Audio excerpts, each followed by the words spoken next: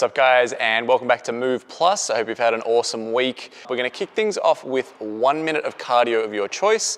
We're gonna go with good old fashioned jumping jacks, so nice simple movement, doesn't take a lot of space. From there, the next 4 minutes, we're gonna cycle through as many rounds as we can of 30 skips. So just our normal single unders. That's gonna roll into 20 plank shoulder taps. So down in plank position and tap in the opposite shoulder. And then we're gonna move into 10 tuck ups. So from hollow into that tuck position. So that'll just be on repeat for those remaining 4 minutes. Em, you good to go? Yep. All right, so starting in 10, we have that 1 minute of cardio of your choice. You guys can be creative and do your own thing here if you want to, or you can do the same as us. And let's go for it. So main things we want to look out for if you are doing jumping jacks, guys, that the hands should pretty much contact the thighs or at least get close to them and touch overhead, or again, at least get close. You want to get a nice full range of motion. Always good to go nice big sweeping arm positions there, just so we get the maximum amount of work through the shoulders. Sometimes we'll see people kind of short tuck it and have bent arms, that sort of thing. We want to go nice and big with that shoulder movement. Feet are just going to jump in and out, so you'll be feet pretty much together in the middle of it and then just outside of shoulder width at the outside stance. So about 25 more seconds on this. Remember, from here we have that 4 minute block of as many rounds as we can, 30 skips, 20 plank shoulder taps, and 10 tuck ups.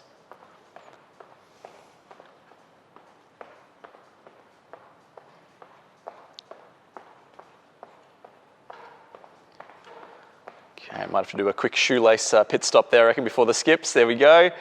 All right, so moving into this next piece now. So 4 minutes, we're going on rotation, 30 skips, 20 plank shoulder taps, 10 tuck ups. There we go. So take this time to kind of slowly ramp the body up to intensity. Hopefully that first minute was just a bit of the kind of the wake up and getting the bones moving. And then over these 4 minutes, we're going to start to kind of climb the intensity. So hopefully your kind of first cycle of this and your last cycle is an increase in speed. You want to take that time to just kind of rev the engine a little bit before we get into build and move and that finisher.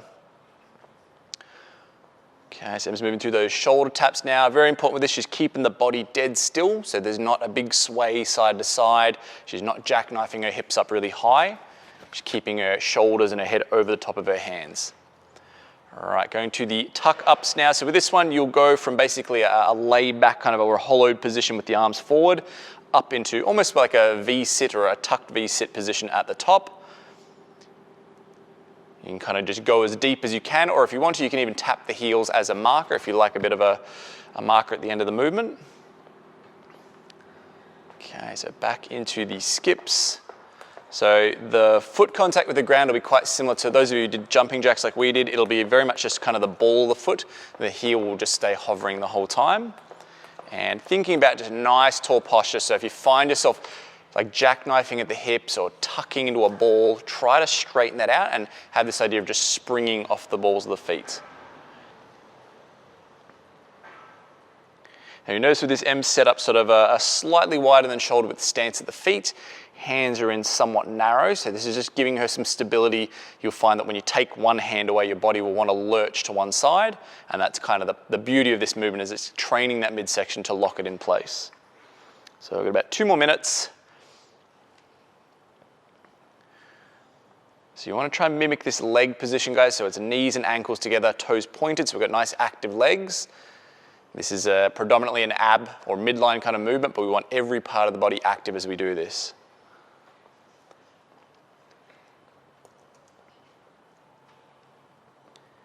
All right, so back into the 30 skips. About to roll into the last 90 seconds. Em's arm position is quite narrow, which is what we're after. If you find yourself kind of reaching really far out, it's just going to tax those shoulders, and it's generally a dead giveaway. Your rope's probably a little too long as well, so if we can get the rope shortened in, elbows tucked in a little bit more, the whole thing's just going to be a bit faster and a bit more efficient. So that's something to play around with.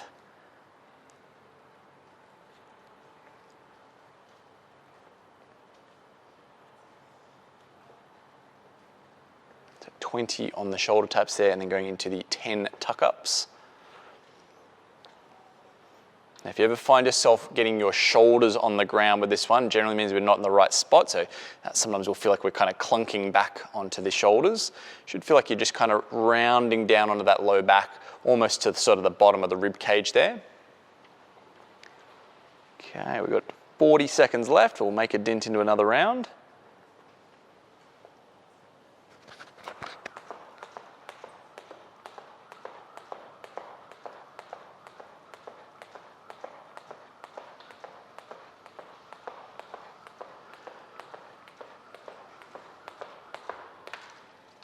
Okay, last 20 seconds.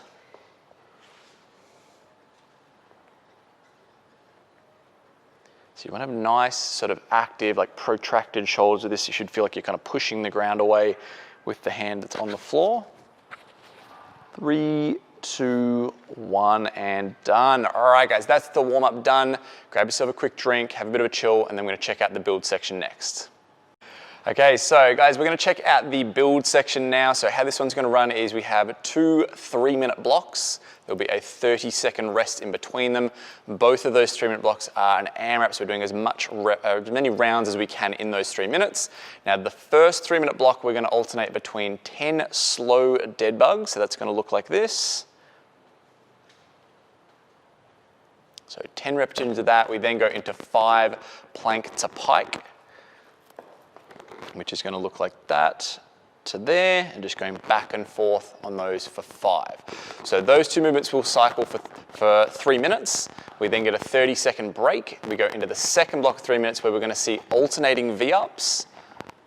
Okay, so reaching for that alternating leg position there, and then that goes into another set of the 5 plank to pike. So same secondary movements, just the first one that changes. You good to go? Yep. All right, starting in 10.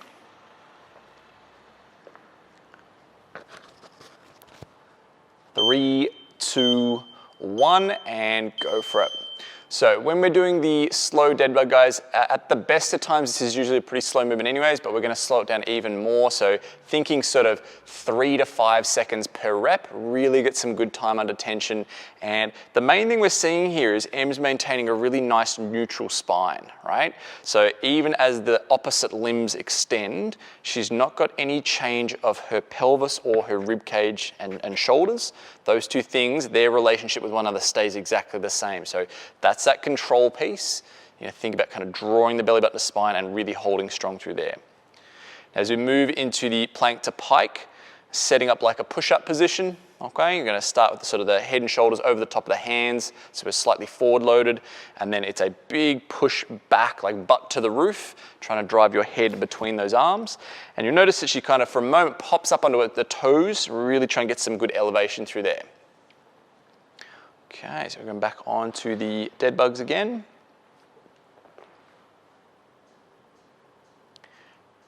So good idea with this one is to think about trying to create as much length in the body as you can, but you want to be aware that there'll be a certain point of reaching that your body will almost want to kind of arch that back a little bit, which we don't want. There should be sort of a natural curve to that low back that we want to just maintain and hold in place.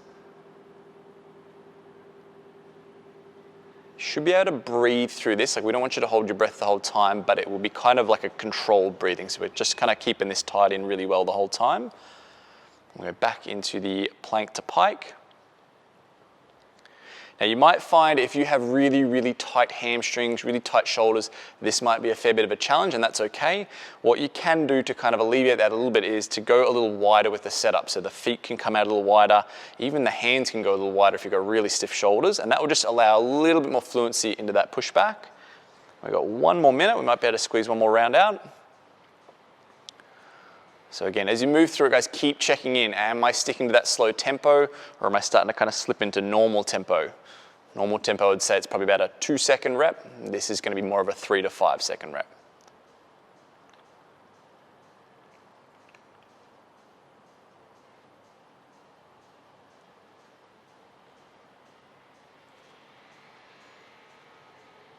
Okay, we've got 30 seconds left in this first block.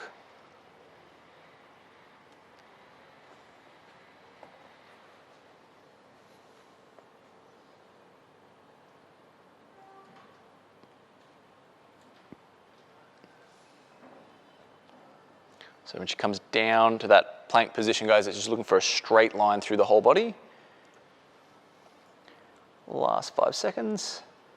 3, 2, 1, and resting. All right, so 30-second rest. You can grab a quick drink of water, give things a bit of a shake off. We're going to move to the second 3-minute block, which is almost the same, except we're going to go 10 alternating V-ups into the 5 plank to pike.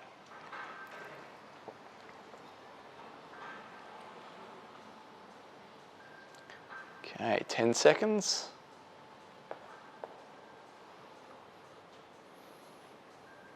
Going in 3, 2, 1, and go for it.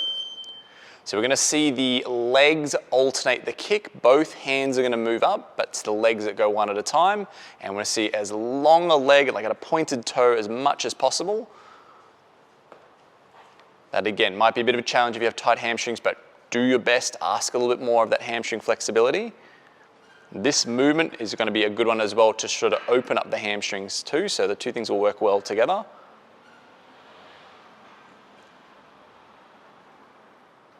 It's a nice active shoulder as she pushes back, so she's really forcing the ground away, driving that head through towards her toes.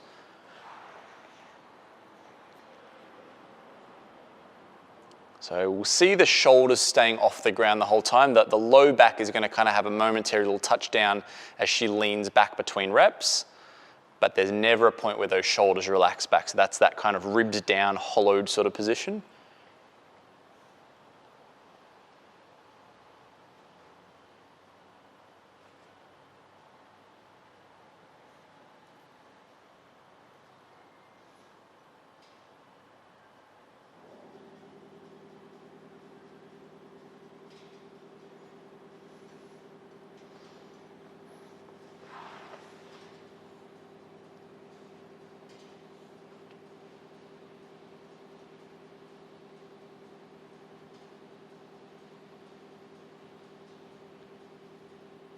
All right, so moving back into the plank to pike.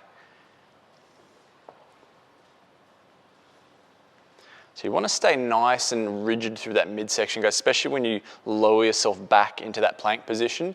The tendency is when we get tired, and obviously we've kind of doubled up with another abdominal movement, it's going to get fatigued, that you'll want to kind of sag through and drop those hips.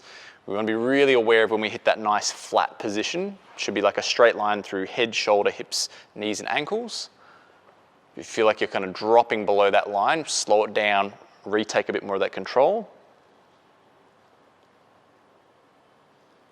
Okay, so we've got about 45 seconds left.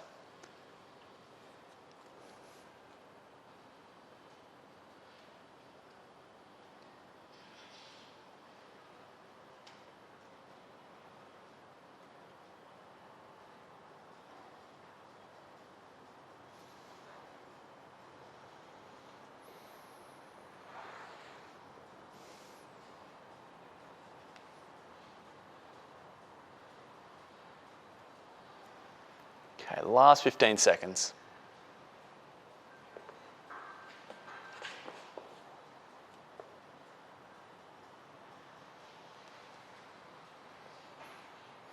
Three, 2, 1, and done. All right, so that is the build section done, guys. Have some recovery time. We're gonna look at the finisher next.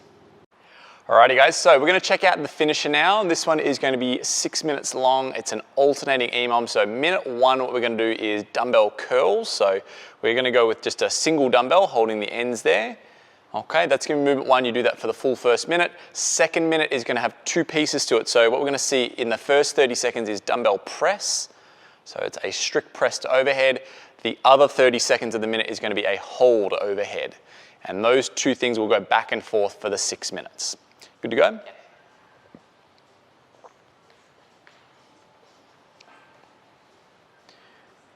All right, going in 3, 2, 1, and go for it.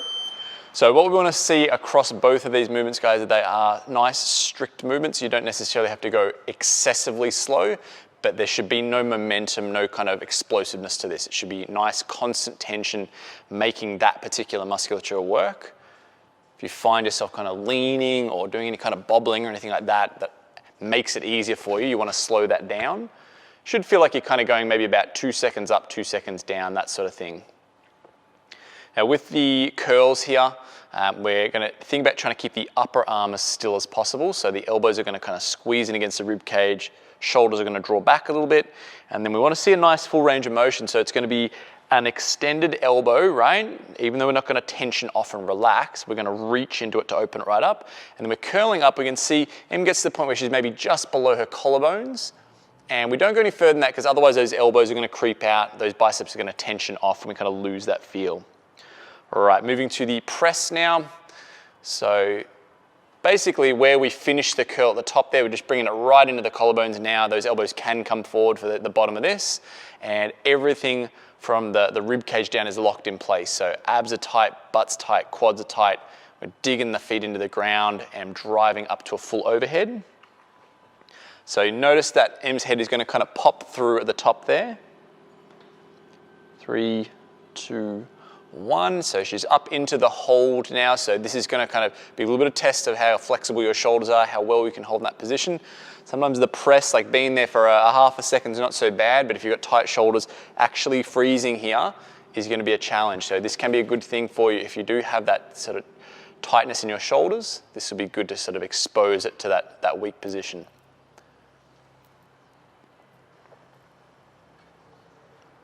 Okay, 3, 2, 1, and back to the curls. So again, like the other parts of the workout, guys, you can rest where you want to, but we're trying to fill up the time with as much work as possible. So you only take that rest if you absolutely need to. If you feel like you're hitting sort of technical breakdown, have a bit of a breather, but make it quick and jump straight back in.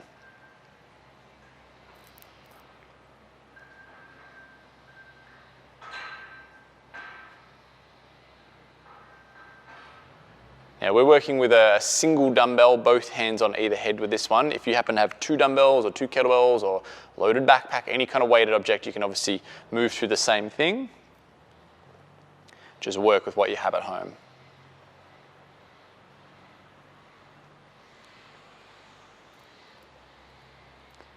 Okay, 10 seconds. So a quick little rest here, then we're going to go into the press and the hold. 3, 2, 1, and go for it. So you can see at that top there, those elbows just kind of crept forward to get underneath the dumbbell a bit more. It's a bit more advantageous for the press. And then she's reaching, bringing that head through just slightly. So very similar to when we do, like a dumbbell snatch or a dumbbell clean and press, something like that. There should be a moment where the dumbbell disappears out of view just for a moment. So we want to make sure that head is slightly forward of it.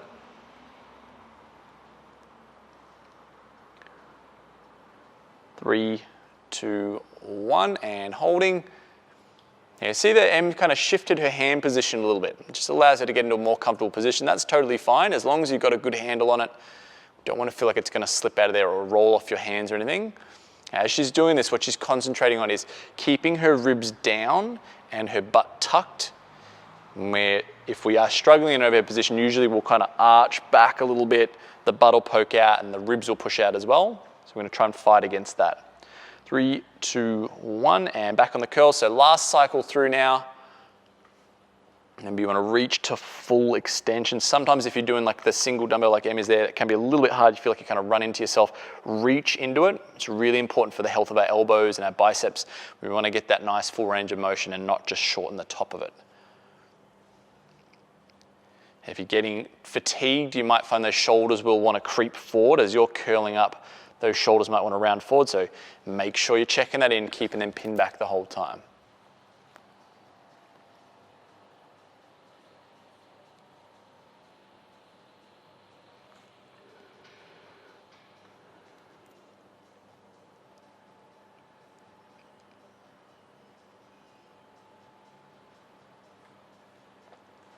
Okay, 10 seconds. All right, so about to move into the final minute of this. 3, 2, 1, and go for it. So you'd be tempted as that fatigue creeps in, guys, to start dipping and driving. It's just a natural little sort of instinct the body has to try and make the job easier. It's starting to turn into a push press. You want to make sure you're flexing those quads, keeping those knees locked in place. The whole purpose of this drill is to strengthen the shoulders, so we want to make sure that they're doing the maximum amount of work.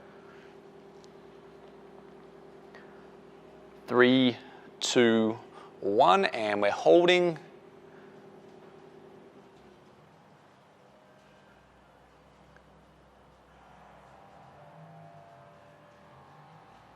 "20 seconds to go."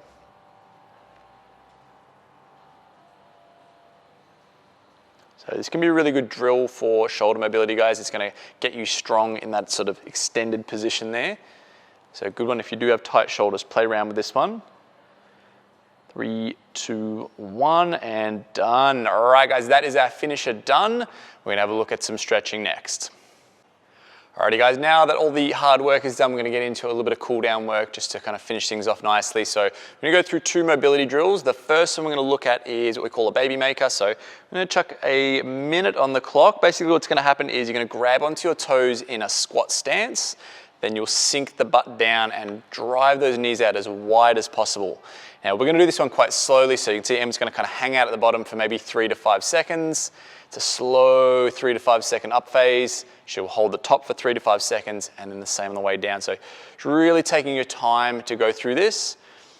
Now if you've got nice sort of flexible, healthy ankles, knees and hips, should be fairly easy to sink into the bottom of it. If you're a little bit tight, guys, you might find that your heels will want to lift or that your knees are going to kind of collapse in. So if you need to, you can kind of hang on to a door frame, or if you have access to like a post or a weightlifting rack or anything like that. Anything you got at home you can hang on to. Maybe the leg of a dining room table might work well, but just something so you can kind of sit back on those heels and just move in and out of this squat position, making sure that the arms are locked out and the knees are on the outside. 3, 2, 1. All right, so that's our first drill. The second we're going to do is going to be actually moving kind of between 2 positions. So we've got up dog, which is hips down, arms locked out.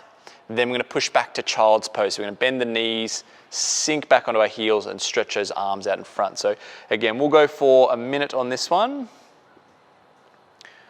Just going back and forth, and we'll do it with a similar tempo to the baby makers. So about 3 to 5 seconds at end range, 3 to 5 seconds sinking back or forwards through it, and then 3 to 5 seconds at the other end range. So we'll find that as we move into this front position, it's going to be really nice getting down into abs. You might even get a little bit of hip flexors as well. And then as we push to the back position, that child's pose, we're going to get really into like a lot of lats. You might get a little bit of low back if you can kind of sink your butt back far enough. And it's just a nice kind of floss back and forth through there, loosening up through the midsection, loosening up through the shoulders.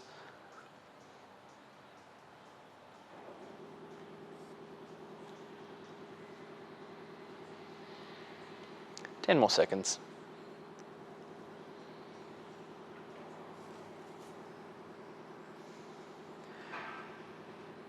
And done. Alrighty guys, so if you have time, let's go through that 3 or 4 more times, just trying to loosen things up. If there's any other mobility that you feel like you need to do in regards to the workout that we've done today, feel free to knock yourself out.